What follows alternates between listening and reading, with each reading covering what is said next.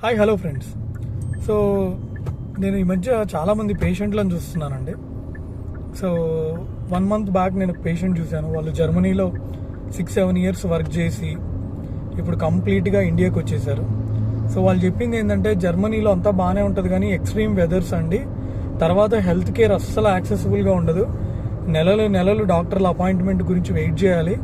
ఒకసారి మా వైఫ్కి సివియర్ చెస్ట్ పెయిన్ అని వెళ్తే కూడా ఇదేం ఎమర్జెన్సీగా లేదని చెప్పి డాక్టర్స్ అలా రెస్పాండ్ అయ్యారని చెప్పి చాలా బాధపడ్డారు వాళ్ళు. మళ్ళీ ఈరోజు ఒక పేషెంట్ వచ్చారు, వాళ్ళు కూడా అంతే.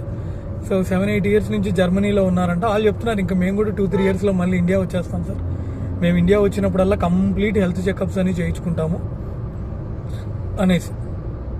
సో బై అండ్ లార్జ్ జర్మనీలో ఉన్నవాళ్ళు, యూకేలో ఉన్నవాళ్ళు, కెనడాలో ఉన్నవాళ్ళు somehow they are not happy, especially Indians. ఇక్కడ హెల్త్ కేర్ బాగా యాక్సెసిబుల్గా ఉండి వన్స్ అక్కడికి వెళ్ళిన తర్వాత నెలలు డాక్టర్ల గురించి అపాయింట్మెంట్ కోసం వెయిట్ చేయాలంటే somehow they are not happy. That's what I understood.